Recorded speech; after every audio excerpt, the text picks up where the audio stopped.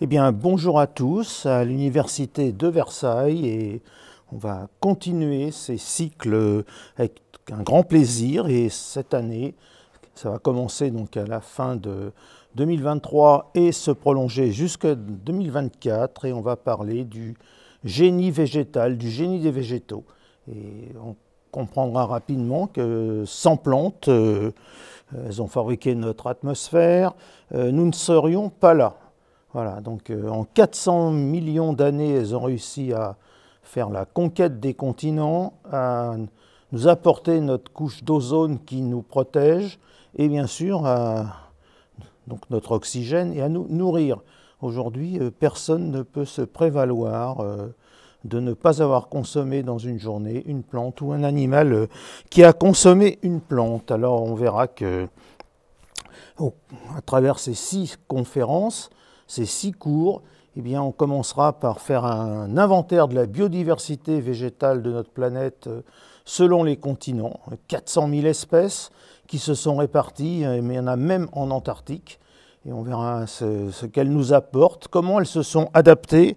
Et dans un autre cycle, on verra comment elles communiquent entre elles, pour notamment éviter les agresseurs potentiels. Si on voit toujours des plantes dans nos jardins, dans nos forêts, c'est qu'en 400 millions d'années, elles ont réussi à structurer un système de communication et de défense, et ce qui amènera à la 3e partie où on envisagera un mot quelquefois difficile à prononcer, c'est le mot d'intelligence végétale. Je ne vous en dis pas plus parce que vous verrez que les plantes sont capables de manipuler d'autres plantes, mais surtout de manipuler les animaux. Et ça, ce sont 20 ans de découvertes très récentes qui sont en train de nous faire revoir comment fonctionne le végétal. La présentation suivante sera basée sur l'eau. Ça va être le grand problème des années à venir qui va se poser encore en avant du réchauffement climatique, c'est la gestion de l'eau, de notre eau au quotidien, qui n'est pas la même si on habite l'Europe ou l'Afrique. Et les plantes sont quelque part un exemple d'économie et que l'on commence à étudier comment elles ont réussi à résoudre des problèmes d'eau lorsqu'elles vivent dans les déserts ou d'approvisionnement en eau douce lorsqu'elles vivent dans des milieux salins comme les mangroves. Et on a appris énormément de choses, à même développer des technologies sur cette gestion de l'eau. Voilà, donc c'est une belle leçon pour l'homme. Et les 2 dernières présentations, je vous parlerai, bien, les plantes sont capables de mutualisme, et ça c'est aussi des découvertes très récentes. Elles sont capables de s'aider entre elles, ou de ne pas se gêner. Et ça c'est des petites choses qui ressemblent fortement à notre façon de vivre, mais que les plantes ont inventé bien avant nous.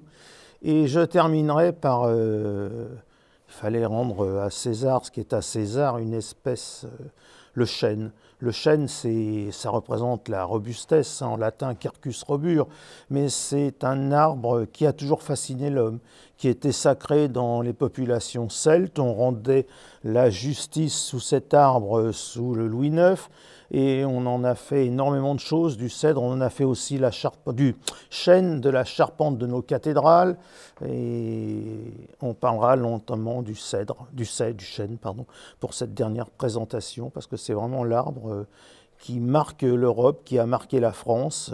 Elle est sur les armoiries, la feuille de chêne, voilà. Et on terminera donc par cet arbre en majesté qu'est le chêne.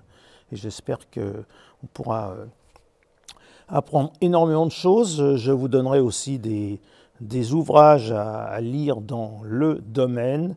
Et la seule chose qu'il faudrait pouvoir, je dirais, garder, retenir de ce petit cycle bien modeste par rapport aux plantes, c'est que sans elles, nous ne sommes pas là.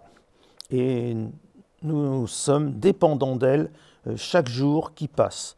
Voilà, et vous le retrouverez aussi bien dans des choses aussi simples qu'en prenant un café, un thé ou un chocolat le matin, c'est une plante.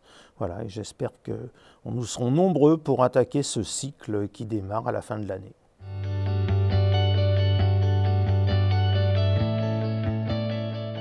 Alors retenir, bien, c'est notre dépendance de la plante.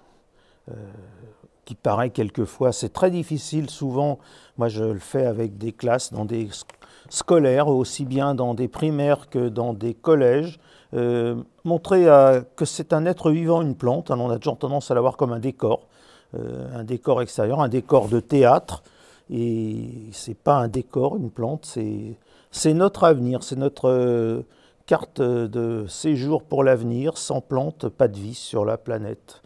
Voilà, c'est ce qu'il faut retenir.